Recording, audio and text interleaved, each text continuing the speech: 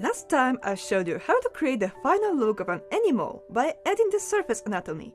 So technically now you should be able to draw any animal from scratch, but the truth is I didn't present all the species during the course. And with these I did present, I focused on some of them more than on the others. So if you want to draw other species, or get a better understanding of the ones I have shown, you should keep studying animal anatomy after finishing this course. Today I'll show you how to do it. Before you start your study, decide what you want to learn. The more specific you are, the greater the chances you will actually remember what you learned. During this class, you have learned about different groups of features: proportions, basic forms, muscles, details of the head, details of the paws, and surface anatomy.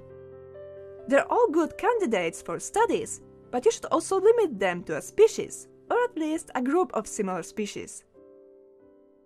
Let's say I want to learn how to draw a kangaroo. It looks completely different from all the animals we have learned about, but I'll show you that you can still use what you have learned in this course to learn how to draw it. First, I need to gather a couple of photo references. They should show the whole body of the animal in different views. The side view is crucial, but the other ones will help me see the complete picture. It would be ideal if all the photos showed exactly the same individual, but if it's not possible, at least try to use a similar animal from the same subspecies. Make sure your references are not similar to each other. If they're too similar, you'll get bored of repeating the same lines, and you'll lose your focus. Each photo should add new information to your study. Now I open these references in Sketchbook and lower their opacity. They're all on a single layer, so that I can control their opacity all at once. I find a reference for the skeleton of a kangaroo. You can use Google to find it, or use one of the resources I'll be talking about in the next lesson. Skeleton is important because it helps you make sense of what you see. I use it to draw the simplified skeleton of the kangaroo. It has all the parts we have learned about earlier, just in different proportions and sometimes at a different angle. Such a study would be very difficult for you before doing this course, but now you should be able to see the joints hidden inside the muscle masses.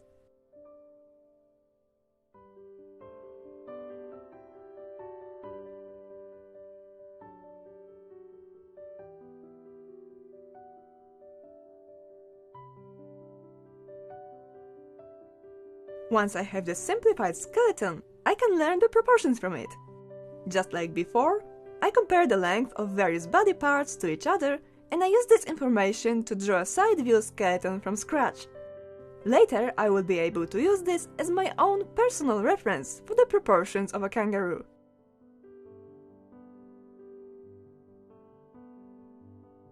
Next, I wrap the body inside the basic forms.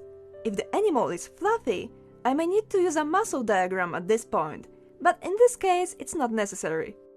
I can see the body parts pretty clearly. The proportions of the kangaroo may be unique, but the body parts are not.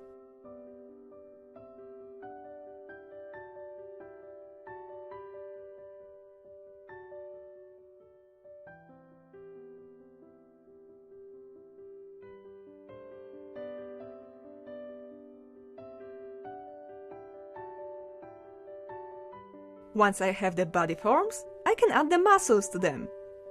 You should use a muscle diagram at this point. If it's hard to find one for your animal, at least try to use one from a closely related species. Most people won't be able to tell if you added dog muscles to a kangaroo, but learning the anatomy of many different species will make you more versatile, especially when it comes to designing new animals.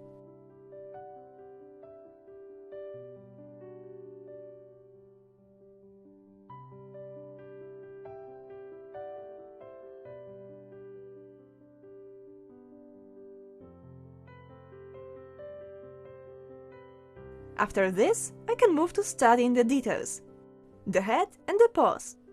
I'll need a different set of references here, photos showing the close-up of these parts.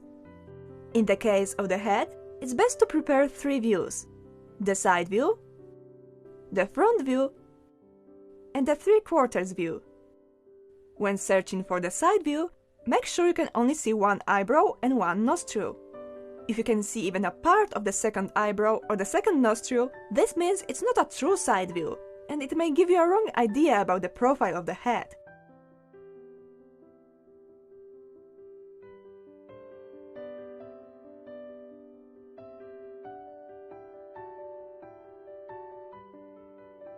For the paws, it's good to use a lot of photos showing them in different views and different poses.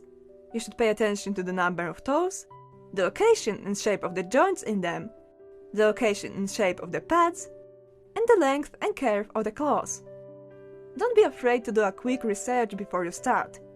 Googling "how many toes does a kangaroo have" will save you a lot of confusion.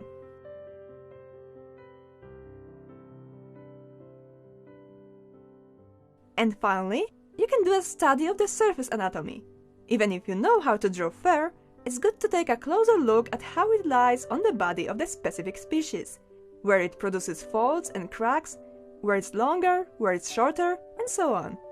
It's a good time to learn about the coat pattern as well. So today you learned how to do your own anatomy study. As an exercise for today, I want you to pick one species and do a study on one of its aspects: proportions, basic forms, muscles, head, or paws. Use the references you can find on Google for now, and next time I'll share my own resources for this type of studies.